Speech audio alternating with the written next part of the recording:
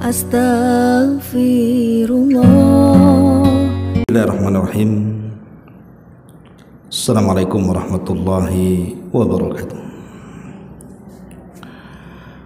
Alhamdulillah wassalatu wassalamu ala Rasulillah wa ala alihi wa sahbihi wa mawalah wa la hawla wa la quwata illa billahi wa ba'du. Alhamdulillah, segala puja dan puji hanya milik Allah subhanahu wa ta'ala. Salawat dan salam tentunya kita hadiahkan kepada Rasul kita Nabi besar Muhammad sallallahu alaihi wasallam, dan kita masih melanjutkan kajian kita membahas kitab Minhajul Muslim, dan kita masuk pada bab at-tayammum.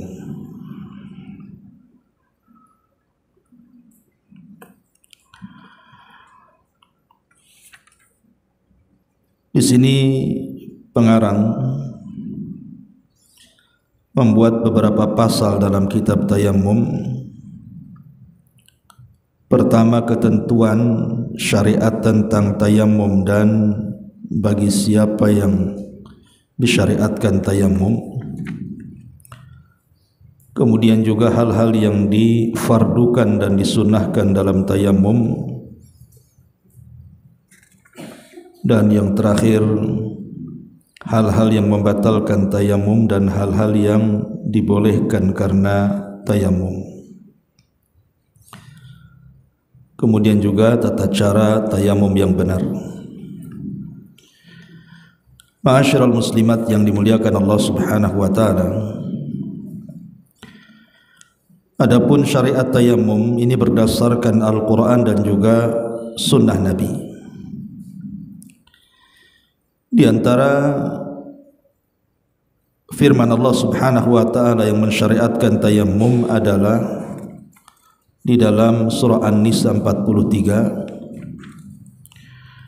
Allah subhanahu wa ta'ala berfirman, wa in kuntum marda aw ala safarin aw jaa ahadum minkum minal ghaid aw lamastumun nisa falam tajidu ma'an fatayammamu sa'idan tayyiban wamsahu biwujuhikum wa aydikum. Dan jika kamu sakit ataupun sedang dalam kondisi safar atau kembali dari tempat buang hajat atau karena menyentuh perempuan, artinya melakukan hubungan suami istri, kemudian kamu tidak mendapatkan air untuk bersuci, maka bertayamumlah dengan tanah yang baik atau tanah yang suci. Usaplah muka dan tangan.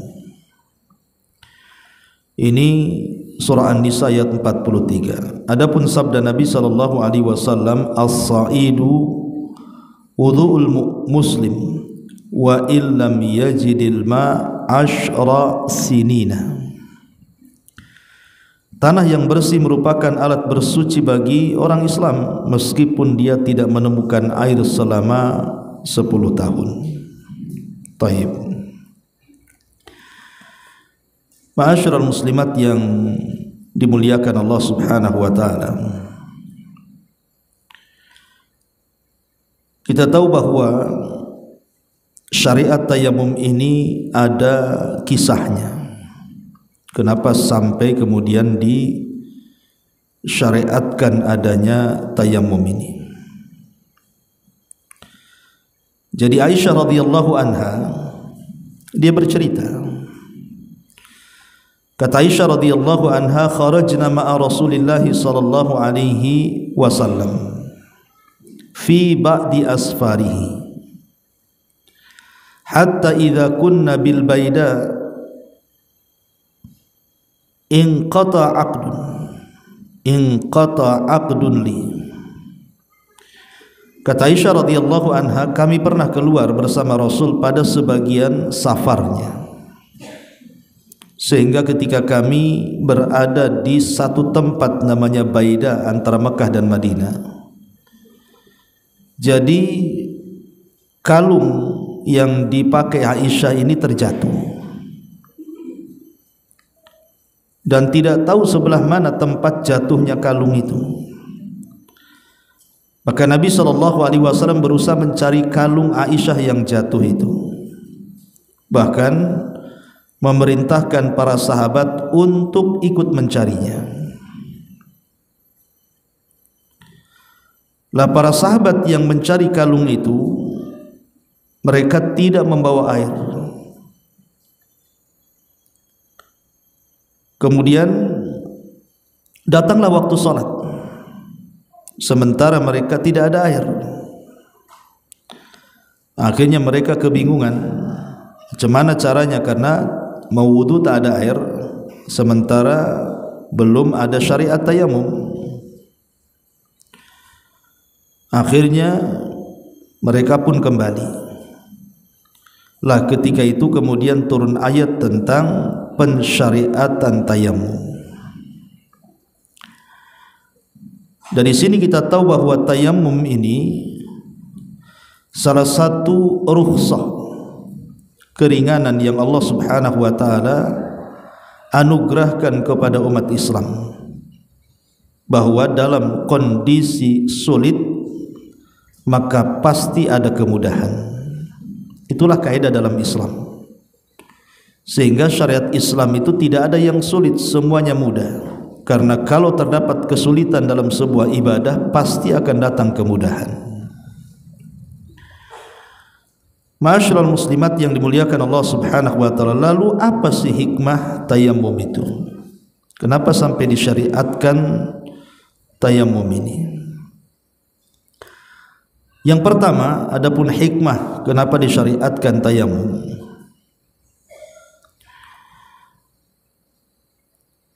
Karena tayamum itu disyariatkan karena ketidakadanya air, maka dari sini kita tahu tentang pentingnya air. Pentingnya air itu. Makanya kenapa kemudian dalam Islam itu dilarang seseorang itu menghambur-hamburkan air. Makanya dalam wudu saja, sekiranya air itu banyak, tetap kita tidak boleh berlebih-lebihan dalam menggunakan air saat wudu. Itu kalau ada air. Macam mana kalau tidak ada air? Maka dari sini teringat nikmat air, bahwa air itu sangat nikmat sekali. Bahkan segala sesuatu bisa hidup karena air.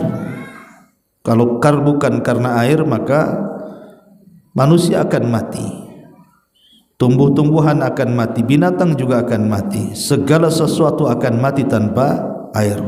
Jadi ketidakadanya air, kemudian kita tayamum, kita disuruh untuk mengingat nikmatnya air, sehingga kita bisa lebih bersyukur kepada Allah Subhanahu wa taala. Kemudian yang kedua, dengan adanya tayamum ini seorang muslim harus mengambil ibrah dan pelajaran. Mengambil ibrah dan pelajaran. Kalau Allah Subhanahu wa taala mau, maka Allah Subhanahu wa taala akan keringkan bumi ini sehingga kita tidak akan dapat air. Kalau Allah mau. Artinya bahwa dengan adanya tayamum ini seorang muslim semakin mengambil ibrah pelajaran, di mana mereka sangat berhajat dengan Allah Subhanahu wa taala, sehingga makin tunduk dan makin semangat beribadah kepada Allah Subhanahu wa taala. Makanya ada syariat salat istisqa ketika terjadi kekeringan kan. Kemudian juga di antara hikmah yang lainnya, bahwa dalam kondisi apapun orang itu harus ibadah, harus salat, kemudian juga membaca Quran dan ibadah-ibadah yang lainnya yang mengharuskan adanya taharah. Bukan berarti kemudian tidak ada air, datang waktu salat kemudian kita tidak salat, tetap salat. Karena salat itu kewajiban mutlak. Maka sebagai pengganti air adalah tanah, kemudian bertayamum dengan tanah itu. Ini juga di antara hikmahnya. Kemudian juga di antara hikmahnya ta'widun nafsi 'alan nasyat. Membiasakan jiwa itu supaya bergairah dan meninggalkan malas. Bukan berarti ketika ada air ya sudahlah, enggak usah ibadah, enggak begitu. Tetap kita ibadah dengan cara tayamum sehingga terbiasa jiwa ini akhirnya semangat. Ma'asyiral muslimat yang dimuliakan Allah Subhanahu wa taala. Kemudian perlu diketahui bahwa tayamum ini adalah kekhususan umat Islam.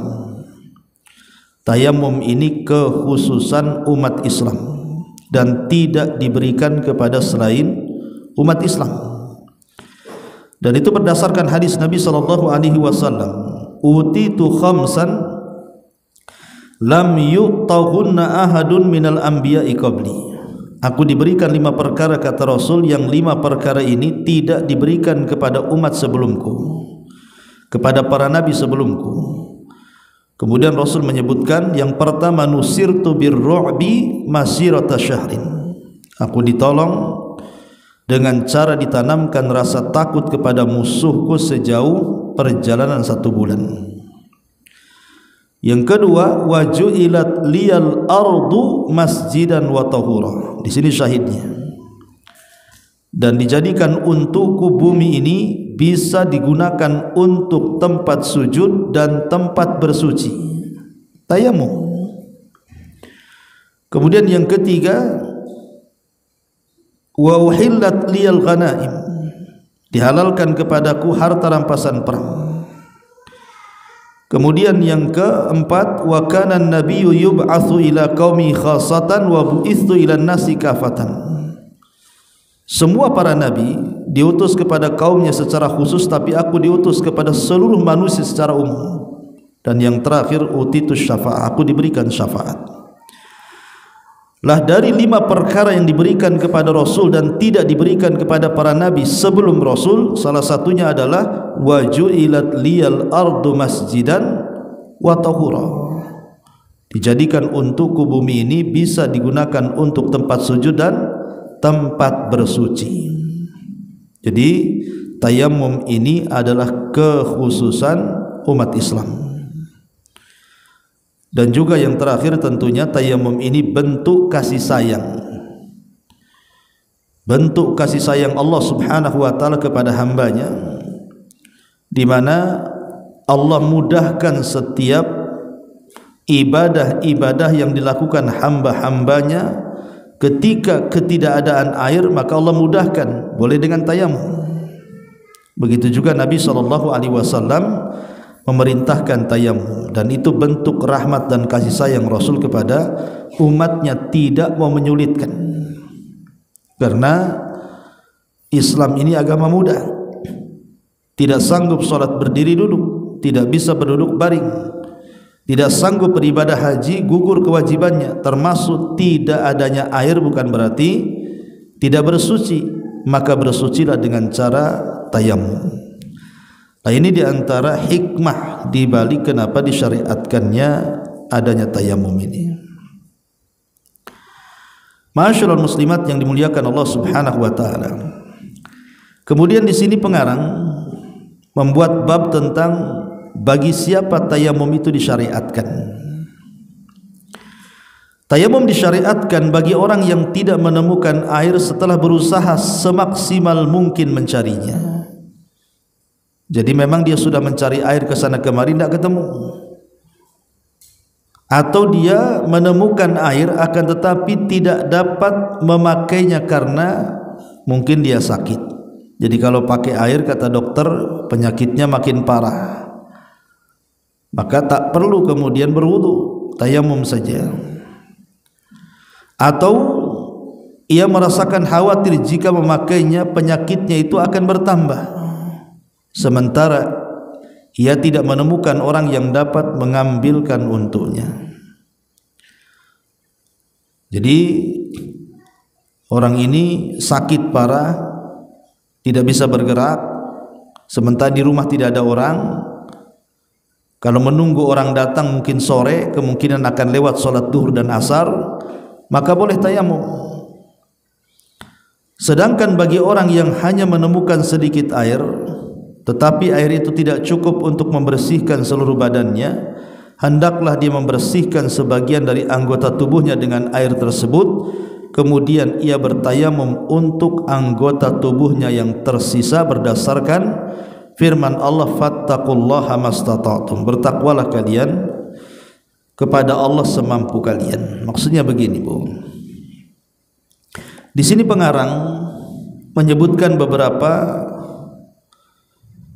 alasan bagi orang-orang yang dibolehkan tayamum. Salah satunya pengarang mengatakan boleh seseorang tayamum itu kondisinya ketika sedang sakit. Nah, sakit ini kan bermacam-macam, Bu. Ada sakit yang memang tidak boleh tersentuh air, maka sakit yang seperti ini dibolehkan tayamum. Yang kedua, ada yang sakit itu boleh tersentuh air, tetapi tidak ada yang bisa mengambilkan air karena ketidakadaan orang di situ, sementara dia akan melewati 2 waktu sholat, maka boleh tayamum.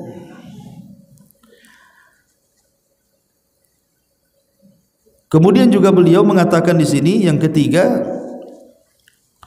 orang yang menemukan sedikit air. Jadi kalau seandainya ibu sedang di rumah, ATB mati, tetangga semua mati, tidak ada sumur, nggak ada air, ibu sedang junub, ada 1 gelas aqua ataupun air mineral gitu ya, air mineral gelas itu kan tidak cukup untuk mandi, Bu. Apakah ibu tayamum? Menurut pengarang tetap mandi dengan air yang 1 gelas itu secukupnya. Kemanalah sedapatnya air itu. Nanti kalau seandainya ada anggota badan yang tidak terbasuh, maka sebagai gantinya dengan tayamum. Ini menurut pendapat pengarang berdasarkan firman Allah Subhanahu wa taala, fattaqullaha mastata'tum, bertakwalah kalian semampu kalian. Menjadi persoalan, Bu, kalau seandainya tidak ada air kecuali harus beli. Kan kalau beli banyak tuh air-air mineral yang botolan-botolan besar itu kan, atau air galon.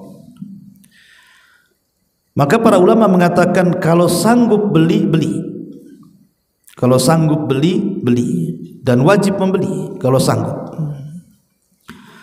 Tetapi ulama mengatakan kecuali kalau seandainya yang menjual air itu memanfaatkan ketidak ada air, dinaikkan harganya. Yang biasa 1 botol mineral itu umpamanya harganya 10.000, karena nggak ada air dihargai 100.000. Walaupun ibu sanggup beli, nggak usah beli, cukup tayamum saja dan dianggap sah sholatnya. Walaupun kalau beli nggak apa-apa. Artinya kalaupun tidak beli, karena ini kan harganya sudah berubah, tidak sebagaimana harga biasa, malah kemudian dilipat gandakan keuntungannya 10 kali lipat umpamanya, maka tidak wajib beli, cukup tayamum. Begitu keterangan para ulama, ya. Ma'asyiral muslimat yang dimuliakan Allah Subhanahu wa taala. Berarti kalau kita mau simpulkan semua keterangan para ulama tentang kapan seseorang itu boleh melakukan tayamum, yang pertama ketika tidak adanya air. Ini yang pertama. Kalau tidak ada air, maka tayamum. Yang kedua, ada air tetapi sedikit. Yang sedikit ini sangat dihajatkan. Boleh jadi untuk minum, boleh jadi untuk masak, boleh jadi untuk ngasih minum binatang ternak, dan begitu seterusnya. Maka tidak wajib tayamum. Kalau memang keberadaan air itu sedikit dan sudah sedikit ada hajat keperluan yang lainnya yang mendesak, maka tidak wajib wudu, cukup tayamum. Kemudian yang ketiga, kalau seandainya menggunakan air itu terdapat doror bahaya, mungkin kepada badannya, atau mungkin lambat sembuhnya, atau justru makin parah penyakitnya, maka boleh tayamum, tidak perlu menggunakan air. Atau yang keempat, dia lemah untuk menggunakan air, tidak bisa bergerak sama sekali. Umpamanya orang terbaring gitu kan, nggak ada pergerakan sama sekali, mungkin dia lumpuh, stroke atau yang semacamnya. Maka dalam kondisi seperti ini boleh seseorang tayamum, karena dikhawatirkan keluar waktu salat. Ini diantara 4 perkara seseorang itu boleh bertayamum.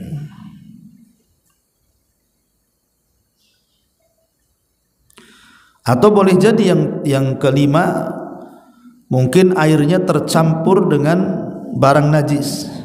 Nah, itu jelas tidak dibolehkan berwudu kalau memang ada air tetapi mungkin air ini tercampur najis. Maka boleh seseorang tidak berwudu, cukup dengan bertayamum. Inilah 5 perkara seseorang disyariatkan tayamum. Saya ulang secara singkat. Pertama, tidak ada air. Yang kedua, ada air tetapi ada hajat yang lainnya, yang kalau kita gunakan untuk wudu nanti yang lainnya tidak dapat, seperti untuk minum, untuk masak, ngasih minum hewan ternak dan yang semacamnya. Kemudian yang ketiga, ada air tapi tidak bisa digunakan karena sakit, dikhawatirkan lama sembuhnya atau makin parah penyakitnya, maka tidak usah berwudu, cukup tayamum. Kemudian yang keempat, ada air tapi dia tidak bisa menggunakannya, atau karena tidak ada orang yang mengambilkannya sementara dia lumpuh dan begitu seterusnya. Dan yang terakhir, ada air tapi airnya tercampur najis sehingga tidak bisa digunakan, maka boleh tayamum. Inilah 5 perkara bagi sesiapa tayamum itu disyariatkan. Taib, ini poin B. Kemudian materi kedua, hal-hal yang disyaratkan atau yang disunnahkan di dalam tayamum. Apa saja? Apa saja perkara-perkara yang disyaratkan atau difardukan saat tayamum itu? Yang pertama, hal-hal yang disyaratkan dalam tayamum. Adapun hal-hal yang disyaratkan atau difardukan dalam tayamum adalah sebagai berikut. 1. Niat berdasarkan hadis Nabi, innamal a'malu binniyat wa innamal likulli imri'in ma nawa. Sungguh amal itu tergantung pada niat dan setiap orang akan memperoleh sesuatu yang diniatkannya. Jadi harus ada niat saat tayamum, karena tayamum itu ibadah. Kalau tidak ada niat, tidak sah ibadahnya. Yang kedua, tanah yang digunakan tayamum itu harus tanah bersih atau tanah suci. Jangan tanah yang ada najisnya. Karena Nabi SAW, Allah Subhanahu wa taala berfirman, "Fatayammamu sha'idan thayyiba." Maka bertayamumlah dengan tanah yang baik, artinya yang suci. Ini yang kedua. Yang ketiga, tepukan yang pertama, yakni meletakkan kedua tangan di atas tanah. Kemudian yang keempat, mengusap muka dan kedua telapak tangan berdasarkan firman Allah, famsahu biwujuhikum wa aydiyakum. Usaplah muka dan tangan. Adapun hal-hal yang disunnahkan dalam tayamum, pertama membaca basmalah. Yang kedua, tepukan yang kedua, jika hukum tepukan yang pertama adalah wajib dan dihukumi cukup dengannya, maka hukum tepukan yang kedua adalah sunnah. Kemudian yang ketiga, mengusap kedua lengan beserta kedua telapak tangan. Jika hanya mengusap kedua telapak tangan saja, maka hal itu dibolehkan. Sedangkan mengusap kedua lengan tangan semata-mata sebagai bentuk kehati-hatian saja. Perbedaan tersebut terjadi karena adanya pendapat di dalam menafsirkan makna kata yadain dalam ayat tersebut di atas. Maksudnya kalimat tangan, sampai di mana tidak dijelaskan memang. Apakah maknanya itu dua telapak tangan atau dua telapak tangan berikut dua lengan hingga dua sikunya. Jadi begini Bu, tata cara tayamum itu ada tiga cara. Tata cara tayamum itu ada tiga cara. Cara yang pertama, ibu tepukkan kedua telapak tangan itu ke bumi, ya, ke tembok, pokoknya ke tempat-tempat yang ada debunya. Setelah ditepuk Bu, baru ibu tiup. Jadi ibu tiup tangannya setelah ditepuk, nah, ditiup gitu ya. Setelah ditiup, baru kemudian diusapkan ke wajah, ya. Dan ingat, tidak boleh mengusap sebagian wajah, tapi harus secara keseluruhan wajah. Jadi diusap semua wajah. Wajah itu apa yang tampak dari depan, itulah wajah. Jadi semua, dari mulai tumbuh rambut di atas sampai ke dagu, ya, dari daun telinga satu ke daun telinga yang satunya. Jadi diusap semua wajahnya, ya, satu kali. Kemudian setelah itu baru mengusap punggung dari sebelah kanan, punggung tangan, punggung telapak tangan, ya, ini diusap. Kemudian punggung sebelah kiri diusap. Ini cara yang pertama. Saya ulang, cara yang pertama Bu, ditepuk ke bumi atau ke tempat yang ada debunya, kemudian kedua telapak tangan ditiup. Setelah ditiup, baru diusap ke wajah. Setelah diusap ke wajah satu kali, baru diusap ke telapak tangan punggung sebelah kanan, punggung telapak kanan, dan setelah itu punggung telapak kiri. Ini cara yang pertama. Cara yang kedua dengan menggunakan dua pukulan. Cara yang kedua dengan menggunakan dua pukulan. Pukulan yang pertama satu kali, kemudian ditiup, kemudian diusap ke wajah. Kemudian setelah itu ditepuk lagi pukulan yang kedua, kemudian ditiup lagi telapak tangannya, kemudian mengusap telapak punggung dari telapak kanan, kemudian punggung dari telapak kiri. Ini cara yang kedua. Jadi cara yang pertama satu kali tepukan saja, mengusap wajah dan kedua tangan. Cara yang kedua dua kali tepukan, setiap satu tepukan untuk wajah dan tepukan yang kedua untuk tangan. Kemudian cara yang ketiga, bahwa tepukan tangan itu bukan hanya sampai pergelangan, tetapi diusap sampai ke sikut. Jadi tepuk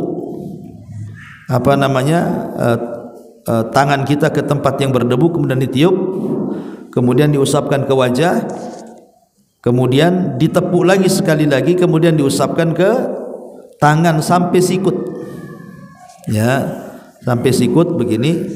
Nah, ini cara yang ketiga. Lalu di antara tiga cara ini mana yang paling kuat?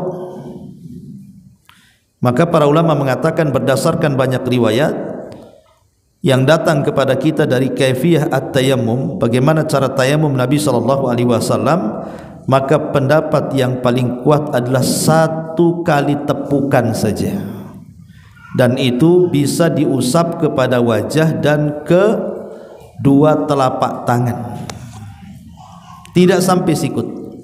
Jadi pendapat yang kuat wallahu a'lam menurut saya itu pendapat yang pertama, sekali tepukan untuk wajah plus untuk kedua telapak tangan.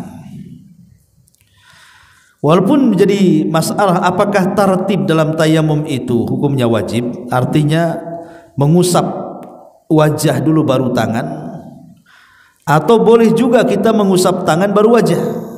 Nah, ini terjadi sidang pendapat. Ulama membolehkan, ulama ada yang mensyaratkan bahwa tartib itu penting dalam tayamum, artinya harus wajah dulu baru kedua telapak tangan. Tapi ada ulama yang lain mengatakan tidak wajib, karena ada riwayat Rasul pernah bertayamum mendahulukan tangan dibandingkan wajah. Tetapi sikap kehati-hatian, maka mendahulukan wajah kemudian tangan itu lebih mendekati dalil. Lebih mendekati dalil, Bu ya. Jadi ibu harus paham nih tata cara tayamum, karena mungkin di antara kita nanti ada yang safar, itu ya, di pesawat, ada air, atau di kapal, atau di mobil, dan kita tidak mendapatkan air, maka begitulah cara syariat tayamum itu.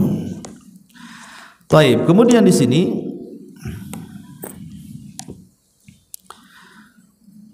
materi yang ketiga,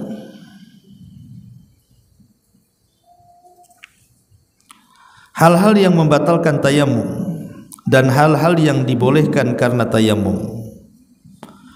Pertama, hal-hal yang membatalkan tayamum. Yang pertama, setiap yang membatalkan wudu maka membatalkan tayamum. Setiap yang membatalkan wudu berarti membatalkan tayamum, karena tayamum itu pengganti wudu. Yang kedua, adanya air.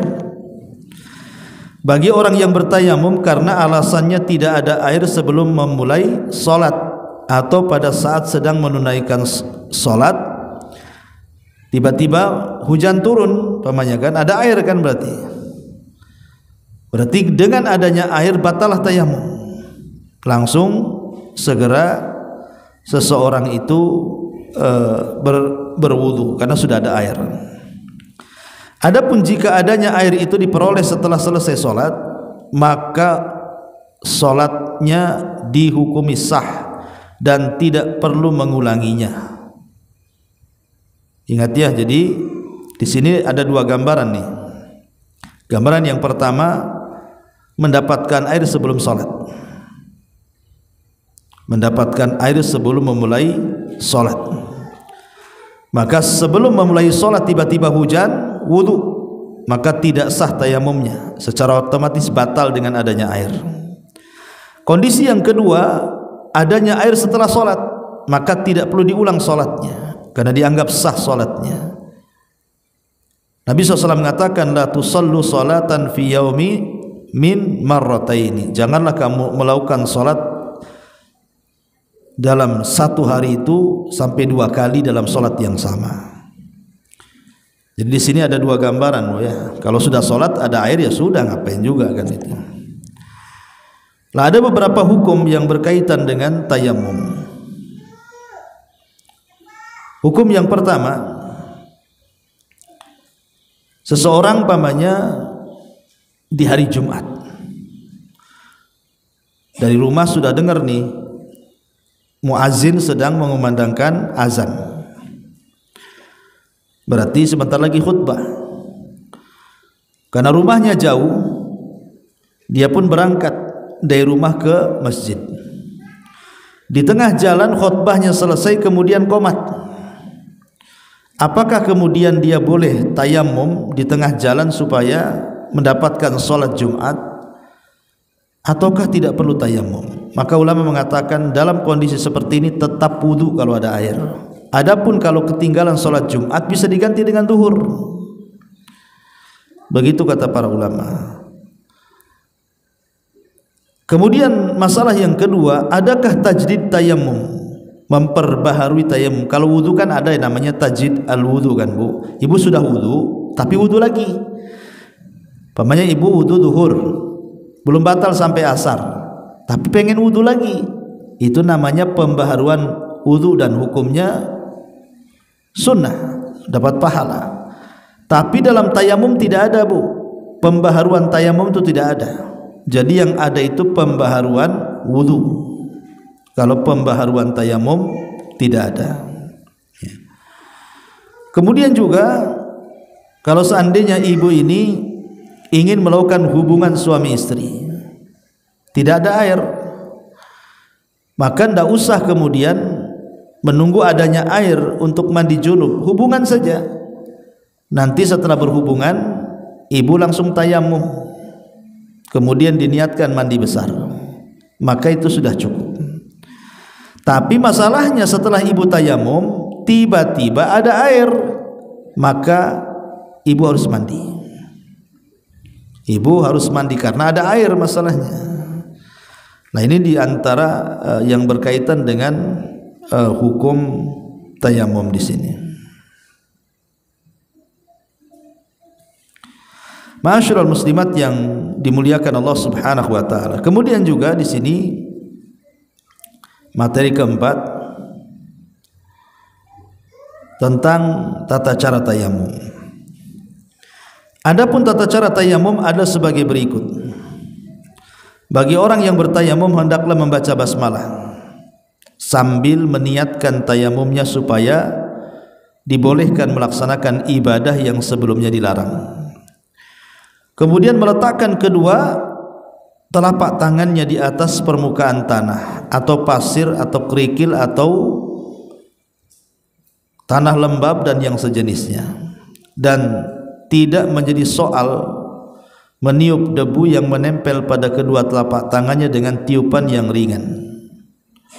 Lalu mengusap mukanya satu kali, lalu ia meletakkan kembali kedua telapak tangannya di atas tanah jika berkenan, lalu mengusap kedua telapak tangannya beserta dua lengannya hingga dua sikunya jika ia berkenan, sedangkan ia membatasi usapannya hanya pada kedua telapak tangannya, maka itu juga dibolehkan. Jadi kesimpulan dari perkataan mu'alif ini dapat kita simpulkan dengan tiga tata cara yang saya sebutkan di awal.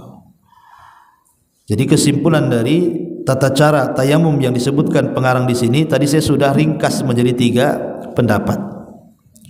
Dan pendapat yang lebih kuat wallahu alam bahwa tata cara tayamum itu pertama niat, yang kedua baca basmalah, kemudian memukulkan kedua telapak tangan untuk mengusap wajah dan telapak tangan, tidak perlu sampai sikut. Itulah yang paling dekat dengan hadis-hadis Nabi yang mengajarkan tentang tayamum. Kemudian di sini ada peringatan tanya jawab. Pertanyaan, bolehkah seseorang mengerjakan beberapa solat dengan satu kali tayamum jika tayamumnya itu belum batal? Jawabannya, dalam masalah ini terjadi perbedaan pendapat di kalangan para ulama karena tidak ditemukan nas hukum yang jelas mengenai masalah tersebut yang menetapkan salah satunya serta membatalkan yang satunya lagi. Pendapat yang hati-hati menetapkan supaya bertayamum pada setiap kali solat. Jadi kalau bisa, umpamanya ibu solat duhur tayamum, kemudian asar belum batal tayamumnya, sebaiknya tayamum lagi. Sebaiknya tayamum itu dipakai untuk satu kali solat, satu kali tayamum. Itu lebih hati-hati. Karena terjadi silang pendapat, apakah tayamum itu seperti wudu bisa menghilangkan hadas, ataukah tayamum itu hanya sekedar membolehkan solat saja. Hadasnya ada tapi hanya membolehkan solat, maka dia tayamum. Di sini terjadi silang pendapat. Maka yang lebih hati-hati, lakukan tayamum untuk setiap kali melaksanakan ibadah solat. Nah, jadi intinya tayamum ini disyariatkan berdasarkan nas Al-Quran dan Sunnah Nabi Sallallahu Alaihi Wasallam. Wallahu alam. Ini diantara sekilas tentang pensyariatan tayamum. Taib, sampai di sini kita buat tanya jawab, silakan.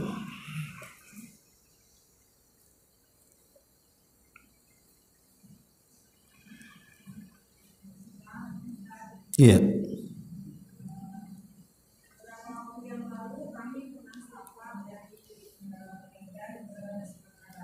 Iya.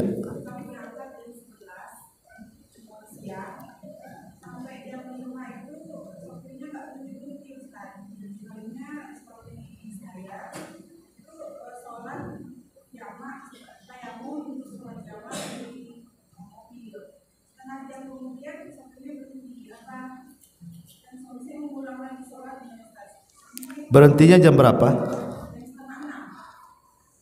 Oke.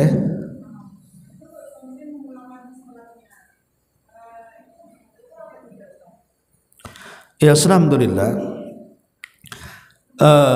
Sebaiknya di pengalaman Ibu ya. Artinya kalau udah pengalaman seperti itu, saya sarankan kalau Ibu melakukan safar, coba komunikasi dengan sopirnya. Komunikasi dengan sopirnya. Kira-kira berhenti nggak di jalan? Kemudian jam berapa berhentinya? Kalau memang bisa dihentikan secara pribadi, dia mau berhenti untuk melaksanakan sholat, lakukan. Bahwa setiap waktu sholat berhenti, kemudian sholat. Tapi kalau memang sudah aturan bus itu memang perjalanannya tidak bisa dihentikan karena mengejar waktu dan setoran, biasanya kan begitu bus-bus itu, maka tidak mengapa seseorang itu kalau memang takut melalui 2 waktu sholat ataupun sampai 3 waktu sholat sampai maghrib, berarti kan dikhawatirkan 3 waktu sholat lewat tuh, zuhur, asar, maghrib. Sementara kalau sudah ada maghrib tidak bisa dijamak, maka boleh kita ini melaksanakan sholat di kendaraan. Tapi kalau memungkinkan sopirnya ini jam 5 dia berhenti, berarti kan ada kemungkinan kita bisa turun, maka sebaiknya jangan sholat wajib dalam kendaraan, tapi turun. Karena Rasul tidak pernah sholat wajib di kendaraan, kecuali tadi darurat. Ini kendaraan ini melaju akan terus sampai 3 waktu lewat, maka kalau yang seperti itu nggak apa-apa sholat di kendaraan. Seperti orang yang safar dari Saudi naik pesawat, itu kan sampai 8 jam namanya kan, melewati 3 waktu sholat, ya sudah, kita sholat di atas pesawat dengan cara tayamum kalau memang tidak ada air. Adapun kasus yang tadi ceritakan, sudah sholat duhur asar di kendaraan dengan cara tayamum, kemudian sholat, kemudian berhenti mobilnya, ya, tiba-tiba berhenti tanpa sepengetahuan gitu ya. Apakah kemudian diulang sholatnya? Karena ketika berhenti otomatis mendapatkan air. Maka tadi sudah jelaskan dalam kitab yang kita baca ini, bahwa kalau memang tidak ada air, kemudian datang waktu sholat, kemudian dia sholat, setelah sholat ada air, maka sah sholatnya, tidak perlu diulang. Kecuali kalau seandainya airnya didapati sebelum sholat, maka tayamumnya batal, dia harus berwudu. Wallahu a'lam. Ya.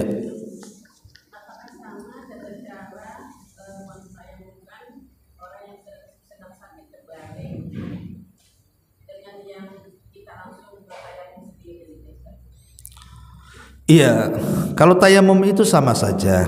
Tapi kan kalau orang sakit terbaring dan tidak bisa digerakkan, itu kan kita yang mentayamum, Ibu.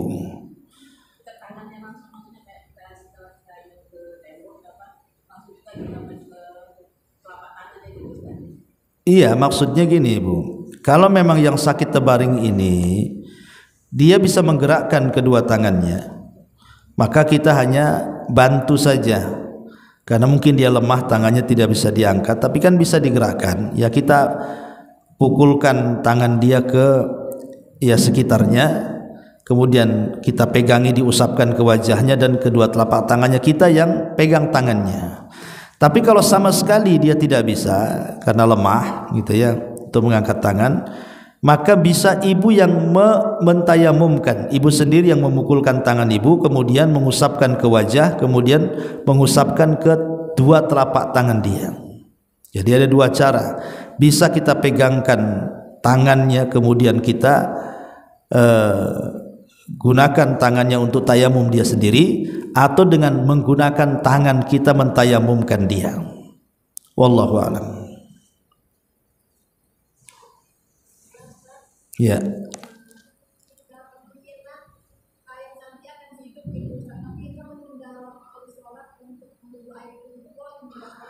Kalau ada kepastian boleh.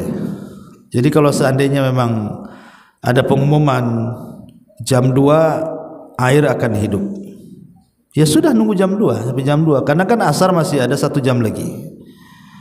Tapi kalau tidak ada kepastian, ya sudah nunggu sebentar. wah ini nggak ada air nih kayaknya, ada kerusakan tuh di sana, pipa mati gitu kan. Sementara tidak nampung, tidak ada hujan. Adapun air di galon itu ya untuk minum, itu pun tinggal sedikit. Ya sudah tayamum saja. Tapi tiba-tiba ketika sebelum sholat kok ngocor airnya, batal tayamumnya, wudu. Ya, jadi tidak masalah menunggu kalau memang ada kepastian akan terjadi adanya air gitu. Tapi kalau memang tidak ada kepastian maka sholatlah tepat waktu. Wallahu a'lam. Ya, waalaikumsalam.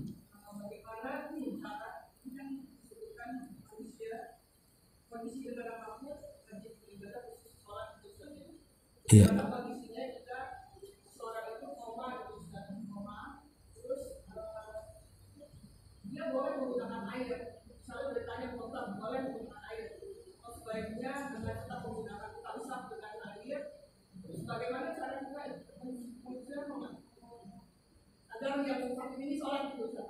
Orang koma.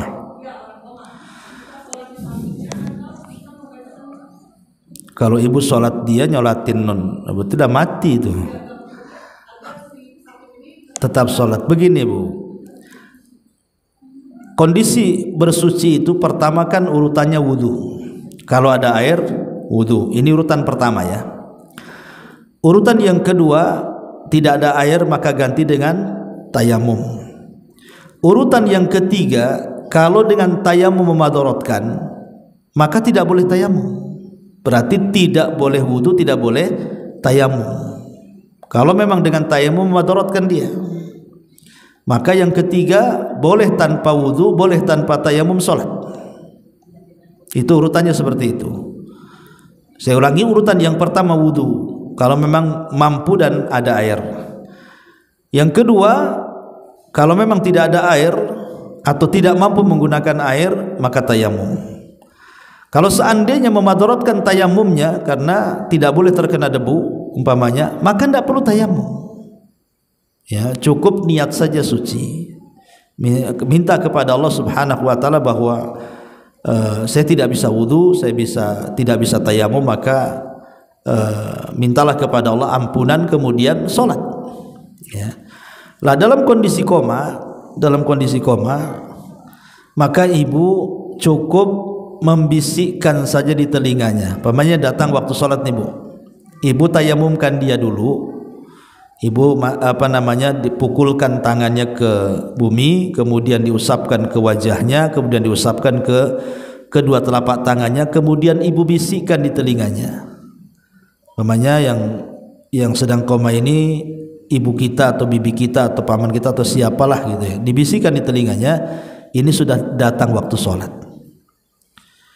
Kalau memang akalnya masih ada bu, walaupun dia diam saja, pasti dia paham. Dia akan sholat dengan menggunakan cara dia membayangkan. Dia tidak bisa bergerak kan, bukan? Karena kata Syekh Utsaimin rahimahullah taala, kalau tidak salah, selama orang itu masih ada akal, artinya kalau diingatkan tuh paham dia, maka wajib sholat. Kecuali kalau sudah hilang akalnya, udah koma kan hilang akalnya, nggak bisa lagi dibisikkan pun dia tidak paham, maka kalau sudah seperti itu gugur kewajibannya. Wallahu a'lam. Baik, sampai di sini. Subhanakallahumma bihamdika, asyhadu an la ilaha illa anta astaghfiruka wa atubu ilaik.